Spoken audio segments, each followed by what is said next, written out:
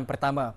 Mungkin anda sebelum ini pernah mengimpikan menjadi seorang pejuang yang bertempur di medan perang. Kini impian itu boleh direalisasikan menerusi sukan paintball. Diiktiraf sebagai antara sukan ekstrim paling popular di dunia dengan pengikutnya kini mencecah lebih 12 juta. Sememangnya sukan ini mempunyai auranya tersendiri. Ikuti laporan Isa Zubir yang berada di Langkawi baru-baru ini menyaksikan kejohanan paintball Piala Dunia Asia Nazar World 2013.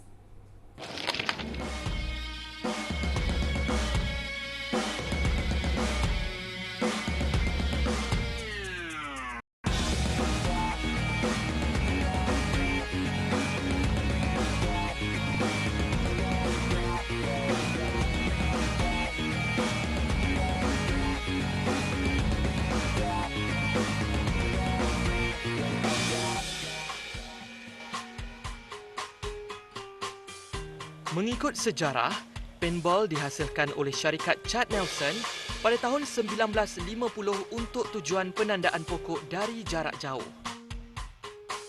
Dua sahabat, Charles Gaines dan Bill Gunsey, kemudian mengambil inisiatif dan memperkenalkan permainan itu. Pada 1981, mereka bersama-sama 12 rakan mengadakan permainan paintball yang pertama di hutan Henniker di New Hampshire di Amerika Syarikat. Kini sukan tersebut dimainkan di lebih 40 negara di seluruh dunia. Di Malaysia, paintball mula dipopularkan pada awal tahun 2000 dan kini antara negara yang aktif memainkan permainan di rantau ini. Penggemar sukan ini hanya memerlukan 3 peralatan asas, iaitu topeng muka, paintball marker dan peluru yang diisi cair berwarna. Dalam pada itu, kejohanan paintball di Langkawi ini mendapat sambutan luar biasa. Manakala tidak, 188 pasukan dari lebih 40 negara turut serta dalam kejohanan yang masuk edisi ketiga itu.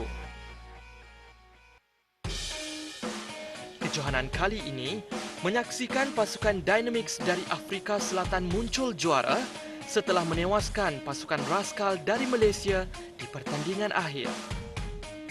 Sekaligus membawa pulang wang tunai RM11,000, trofi dan pingat. Bagi pemain, kepuasan yang dinikmati sukar untuk digambarkan ketika bermain sukan ini. For me, paintball is about teamwork. Dia pasal kerjasama, apa yang saya nampak dalam paintball, dia semangat kesukanan tu kuat. And dia extreme game, and I love extreme game. Berbanding extreme game lain, jet ski ke apa ke. Paintball is something that for me to be proud of lah.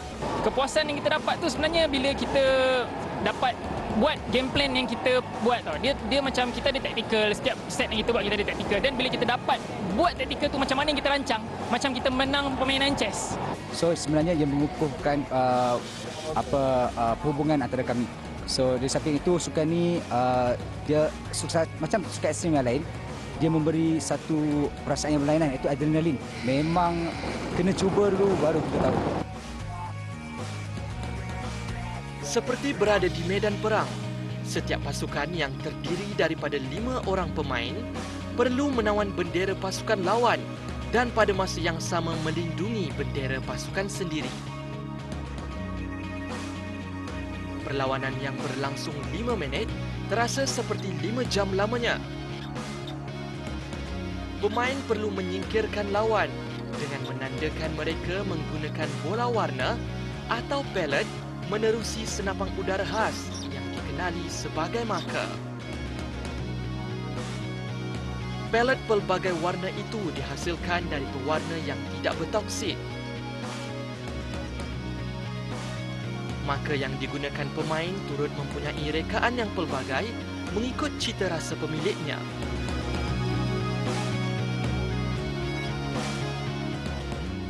Namun, arahan polis agar pemilik senjata tiruan tanpa lesen, termasuk senjata paintball marker, menyerahkan senjata berkenaan dalam tempoh sebulan telah menimbulkan rasa tidak puas hati di kalangan pemain sukan ini.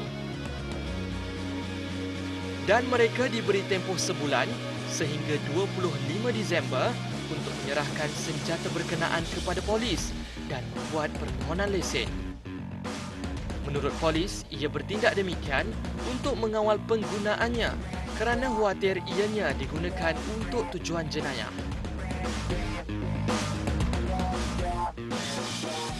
Apapun perkembangan terbaru ini dilihat tidak akan menjejaskan populariti sukan berkenaan. Menurut National Sporting Goods Association dan juga Professional Paintball League mengiktiraf sukan paintball sebagai sukan ekstrim paling popular di dunia, dan pastinya sukan survival ini yang telah wujud selama 15 tahun di Malaysia kini sudah mula mendapat perhatian, dan sukan lasak ini memerlukan ketangkasan mental, fizikal, teknik pengendalian senjata, strategi pasukan dan juga disiplin yang tinggi kini mula mendapat pilihan di hati ramai rakyat Malaysia, khususnya untuk mengisi masa lapang mereka dan dijadikan sebagai hobi baru. Itu sahaja daripada saya, Isa Zubir, untuk Jurnal Bernama.